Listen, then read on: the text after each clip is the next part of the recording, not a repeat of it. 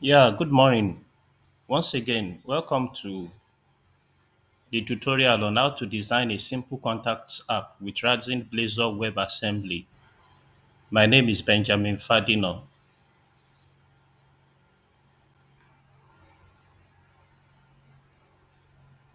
What is Blazor? Blazor is a free and open source web framework that enables developers to create web apps using C Sharp and HTML. Now, Blazor is being developed by Microsoft. Now, what are the types of Blazor apps that we have? We have Blazor server apps. Now, in a nutshell, Blazor server apps are applications that run entirely on the hosting server. So they maintain a connection between the hosting server and the user's computer over a Signal R connection. The second type of Blazor apps are called Blazor WebAssembly apps. Now, these are single page apps that are downloaded to the client's browsers before running. The size of Blazor assembly apps is normally larger than that of Blazor server apps. However, Blazor WebAssembly apps enjoy rapid response time. Now, Blazor WebAssembly apps are the apps that are actually designed to give the various JavaScript frameworks like React and Angular a run for their money.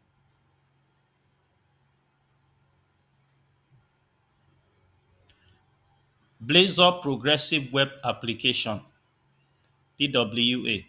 Now, this type of Blazor app supports progressive web applications.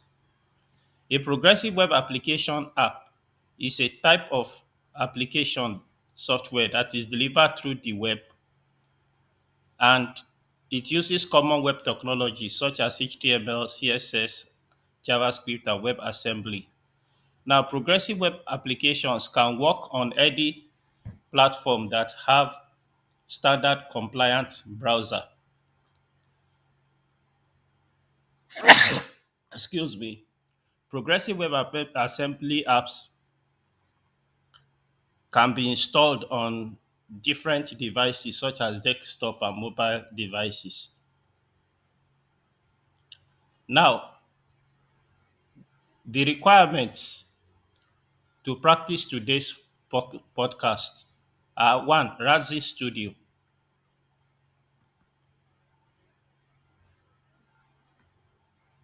You can download RADZEN Studio at the following link: www.radzen.com.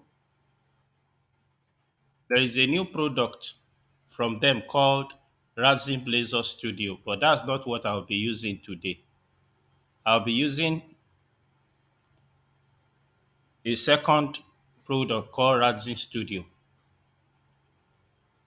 So, how do you download RADZEN Studio? So, once you go to products, you click on RADZEN Studio. Now, before we download, let's even look at the features. Okay, let's look at the pricing rather. There are three editions of RADZEN Studio. You have Community, which is free, and it gives you 15 days trial of RADZEN Professional. You have Professional, which is $599, and then you have Enterprise, which is $1,299.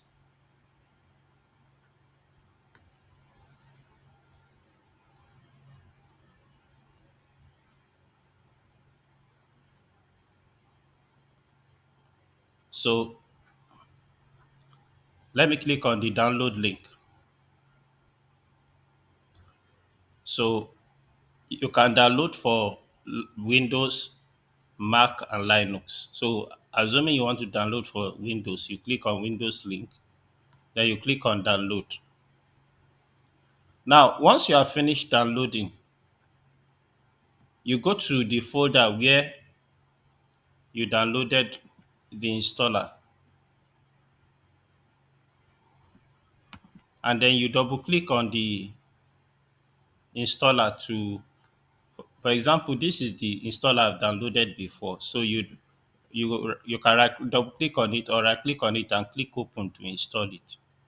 I will not be doing that because that has been installed. Now, once you finish installing RADZEN, it will ask you to register your name and your email address. So a license will be sent to the email address that you fill in. So you can now use that license to activate the software.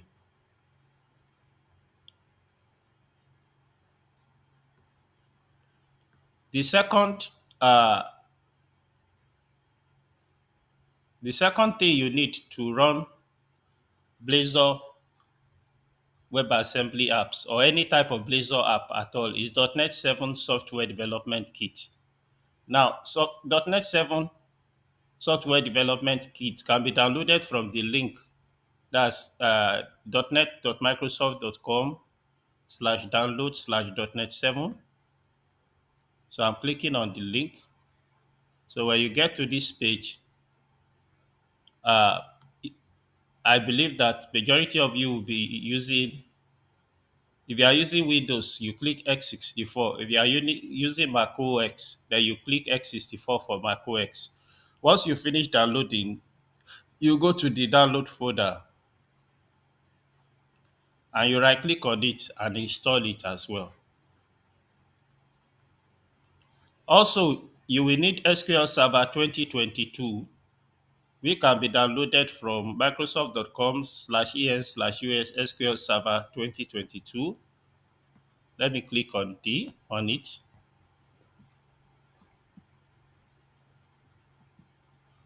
Okay, if it doesn't go, you can just open your browser to google.com and type SQL Server 2022. Let me see. Okay, I click on this link.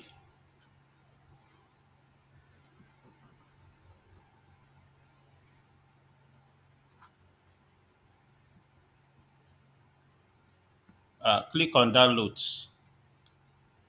Now, at the bottom of the page, you go to download a free specialized edition. Then under developer edition, you can click on download now.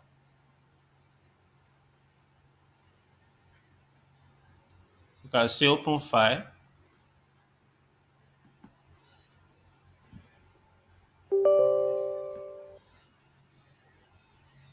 Now you can see developer edition is being downloaded. Then you download the installation media. You choose a format. Normally, I prefer ISO format, which I can mount as a disk image later. Then when you are done downloading this, then you will now go and double click on it to install it. You also need SQL Server Management Studio, which can be downloaded from the following link. Oh, okay, the link is not going. So to download SQL Server Management Studio, just go to google.com, type SQL Server Management Studio. Now, SQL Server Management Studio is the gateway to SQL Server itself. It is through SQL Server Management Studio that you connect and create the databases that you want to create on SQL Server. So to download Management Studio, you click on that link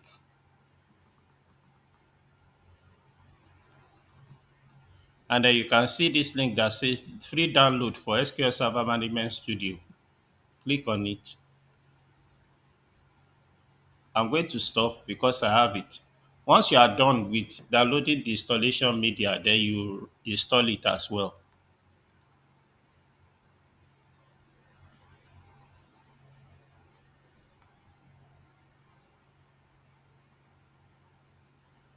So later on,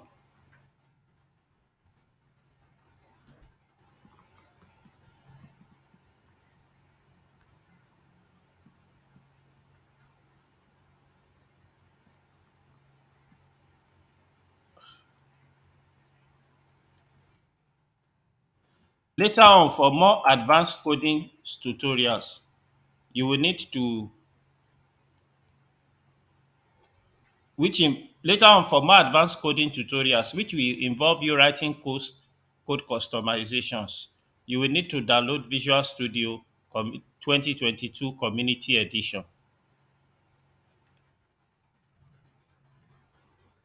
So you, as a Blazor developer, you will also need Visual Studio 2022 Community Edition.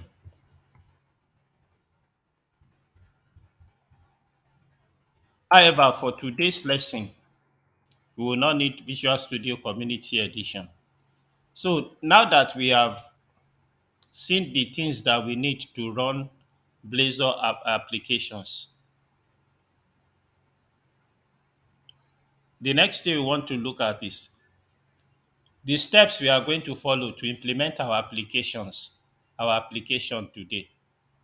Number one, we'll create a new database. Two, we'll create two database tables. Three, we'll create the relationship between the two tables. Four, we will create the app using RADZEN Studio. Five, we will run our app for the first time and enter some data. So let's go to the business of creating a new database. In order to create a new database, I will go to my desktop. There is this link for Management Studio. I'll right click on it, then I'll click open.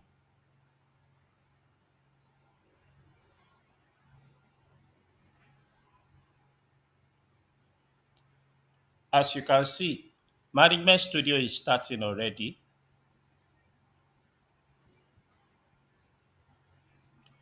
Um, Under server type, I will choose database engine. I will enter a name for my server.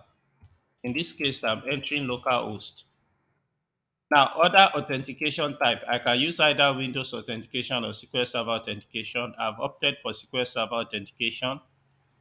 I've entered my login as SA, then I'll enter my password.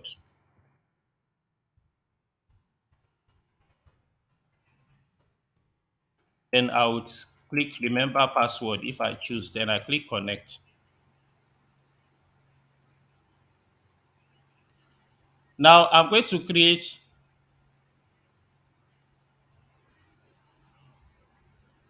a database now. You can see Object Explorer. So in Object Explorer, I'll right click on databases.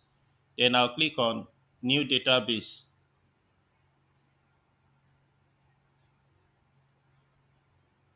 Now I'm going to call this database Personal Contacts DB. That is Personal Contacts Database.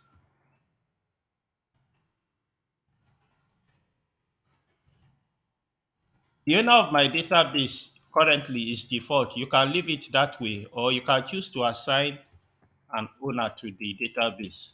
So I've assigned system admin to be the owner of my database. After typing a name for the database and assigning a database owner, I can go ahead and click OK.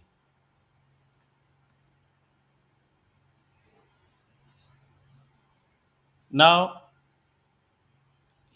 you can see I have personal contacts DB as one of the databases after expanding databases folder. So let me expand personal contacts DB. I'm going to create my first table. I'll right click on tables, I'll go to new, then I'll click on table. So the first column in this table that I'm going to create, the name of this column will be gender ID. And then the data type, currently the data type of gender ID is NCAR10, that's 10 characters. Gender ID that we are saying it can only have 10 characters. I don't want it to be that NCAR10, so I will type int. Int is short form for integer. What that means is that gender ID column will only be able to store numeric values that do not have decimal places or fractional parts. Now, the next thing I'm going to do is I'm going to uncheck this box. Unchecking this box means that it is compulsory to enter values in gender ID column. Now, I'm going to make this gender ID column a primary key. Now, a primary key column is a column that uniquely identifies all the rows in a table. So how do I make gender ID a primary key column? I'll right click on it, then I'll say set primary key. Also, I want gender ID column. I want the values in gender ID column to be sequentially numbered. That is, they start from 1, they move to 2, they move to 3, and all that. So how do I do that? I'll go to column properties at the bottom of the screen. I will expand identity specification property, and I will change its identity from no to yes. So that is how to specify sequential numbering columns, sequential integer values in SQL Server. Now, the next column I'm going to create, the name of that column will be gender name. Now, the data type of this will be nvaca 50, and I'm going to make it a compulsory column. So we are saying gender name cannot be more than 50 characters. Now, the last thing I'm going to do here is I'll right click here and I'll say save table. And the name of this table, I'm going to call it genders.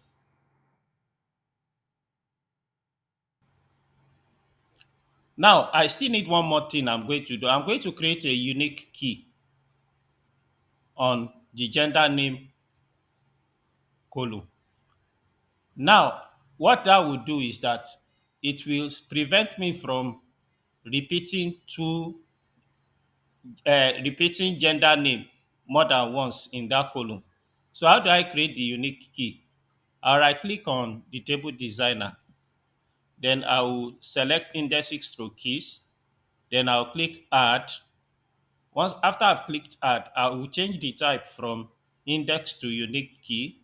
Now the next thing I need to do is to specify my participating columns. So I'll go to columns, I'll click ellipsis, and then I'm going to change the column name from gender ID, to gender name. Then I'll click OK.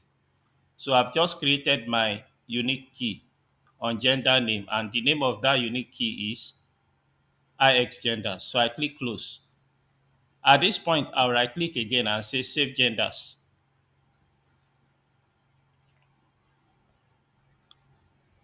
I'm going to create one more table. I'll right click on tables in Object Explorer. I'll point to new, then I'll click on table. The first column will be contact ID. The data type will be big int.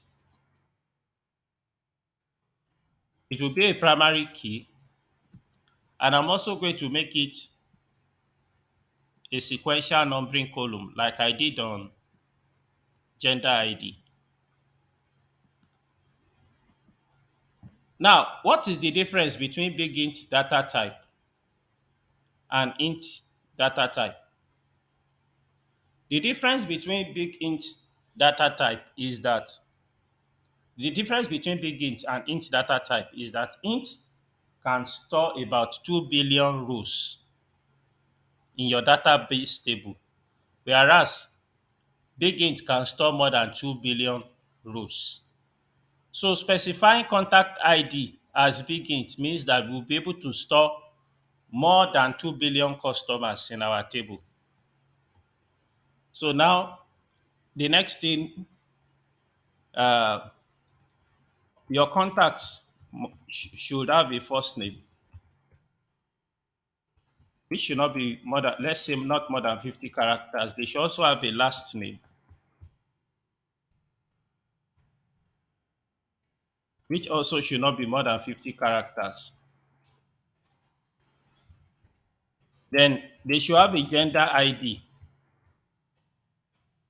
to identify them. This will be compulsory, and that will be int. Now, your some of your contacts will have a WhatsApp number. Some of them will not have a WhatsApp number. WhatsApp number, let's make it NVACA 20. It's not going to be compulsory since some of your contacts will not have a WhatsApp number. Email address, let's make it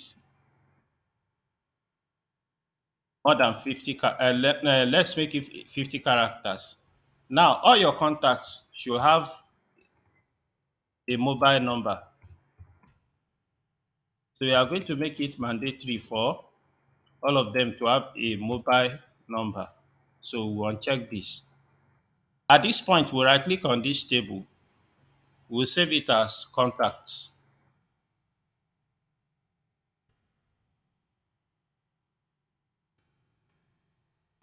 Now, the next thing we want to do is to conduct a marriage between contacts table and genders table. In technical parlance, we call this marriage creating a relationship between the two tables. So, the easiest way to create a relationship through the easiest way to create a relationship between two SQL Server database tables is to use what we call database diagram. Now, if you have not created database diagram in a database, the first thing you need to do is to right click on database diagram. Then you will say install diagram support. Now, in the dialog that appears, it says this database does not have one or more of the support objects required to use database diagramming. Do you wish to create them? You click yes. Now, the next thing you do is you right click on database diagram, you say new database diagram.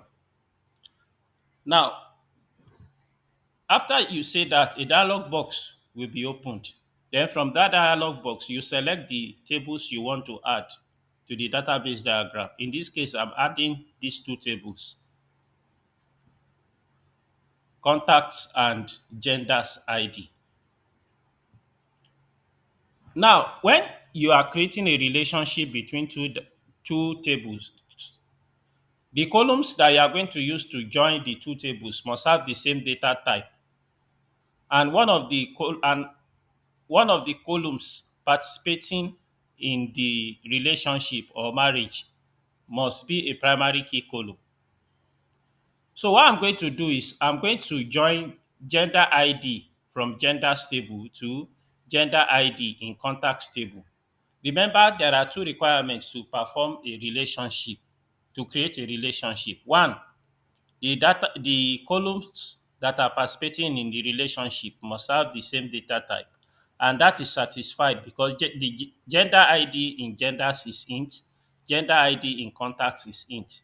Also, I said one of the columns participating must be either a primary key or a unique key. That requirement is satisfied by gender ID column in genders table, which is primary key. Now, the next thing you are going to do is just drag and drop from gender ID that is primary key and drop it on gender ID that is not primary key. So once you do that, SQL Server will automatically give a name to the relationship. In this case, it has given them FK underscore contacts underscore genders. FK stands for foreign key. So we're actually creating a foreign key here.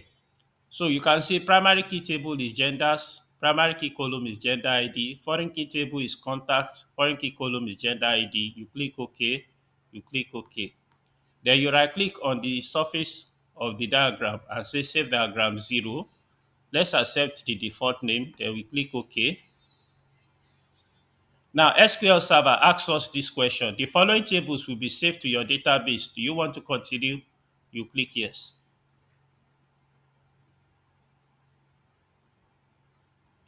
Now the next thing we are now going to do is to start creating the application. So this is RADZEN on my desktop.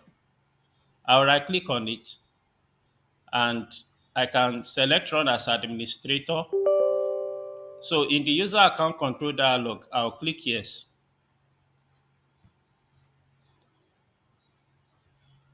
And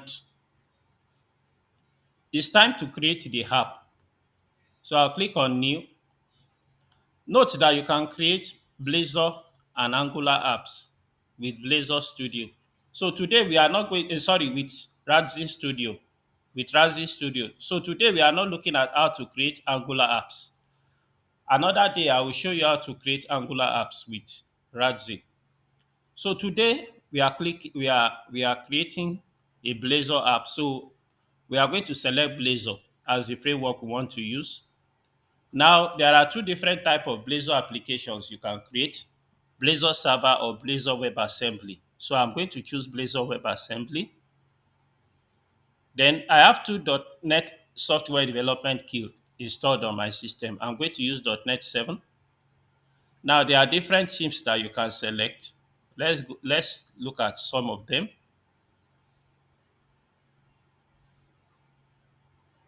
This material, this humanistic, this fluent. Let me go for fluent.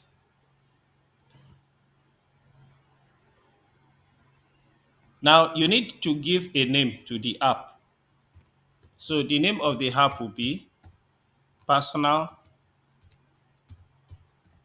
contacts.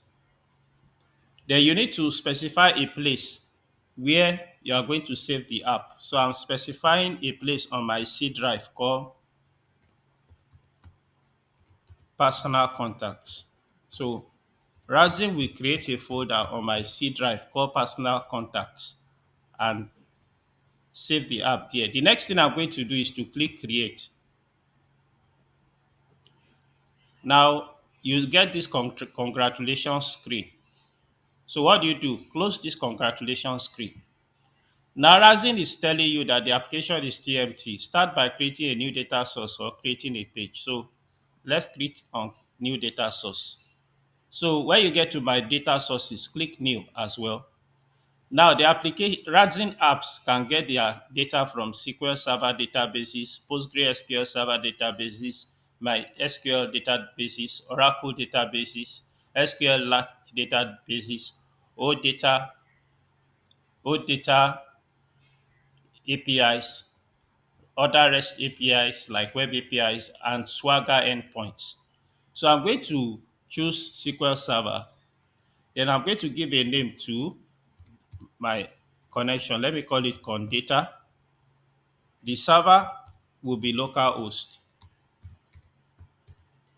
Now, the database,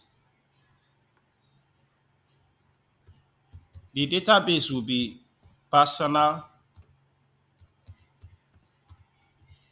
contacts DB. Personal contacts DB. That's the name of the database. Authentication, I'm going to leave as SQL Server authentication. User is SA. Password is whatever it is.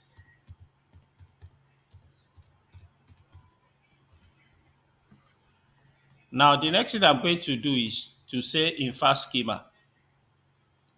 So right now, RADZEN is connecting to the database we created earlier. Now, it has looked at the tables. RADZEN detected two tables, contacts and genders. We are now going to create pages for the two tables. Because we are Nigerians, let's use this date format where the day comes first before the month. Uh, let's enable optimistic concurrency. Optimistic concurrency ensures that no two users will be able to edit the same row in a database table at the same time. I take it again. Optimistic concurrency ensures that no two users, that is, more than one users, will not be able to edit the same row in the database table at the same time. Let's enable cascade delete. We'll see what that one is later. So we want to open our edit pages and add pages in dialogues. We want to be able to export data to Excel and CSV. We want to be able to search as we type. We want to be able to double click to edit. Okay. Uh, allow sorting, allow filtering, use advanced data grid filter, yes. Allow page size 10. So let's click finish. Now let's go to my applications. Now here is personal contacts app. You can see it. So let me double click on it to open it again. The next thing I'm now going to do is to click run.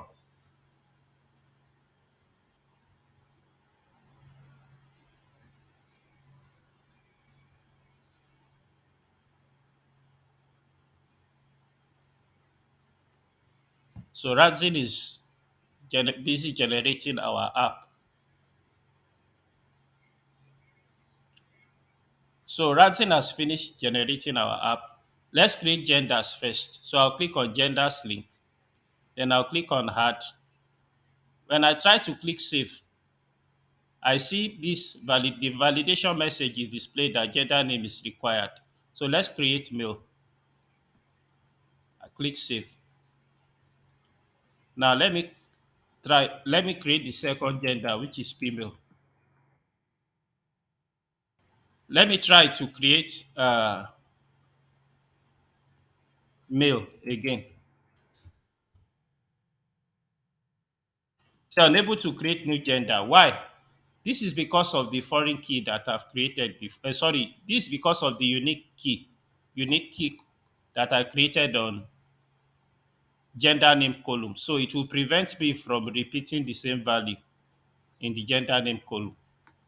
So let's go to contacts.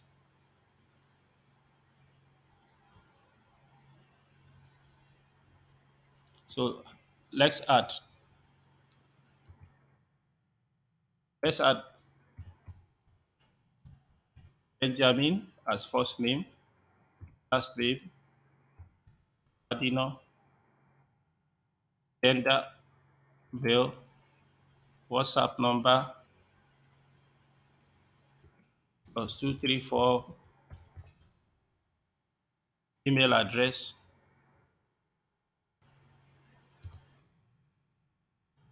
Benjamin dot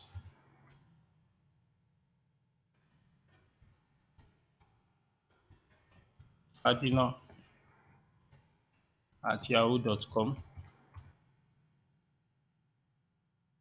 mobile number, and we'll click save. Let's create another contact. Mary Jane. Let's choose the gender for Mary Jane. She's female. Our WhatsApp number is plus. Let's assume that she doesn't have a email address. Her mobile number is this. What happens if I don't enter a mobile number? You can see RAZEN displays a validation saying mobile number is required. So let's enter mobile number. Now let me search for Benjamin here. What happens when I type Ben, B-E? You can see Benjamin appears. What happens when I type J-A? You can see Jan. Let me export to Excel.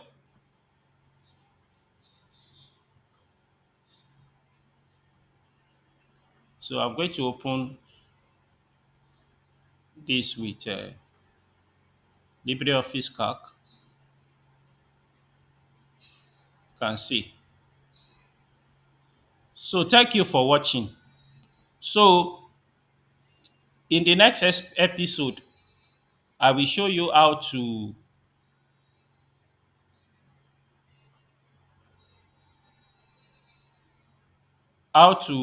secure this app.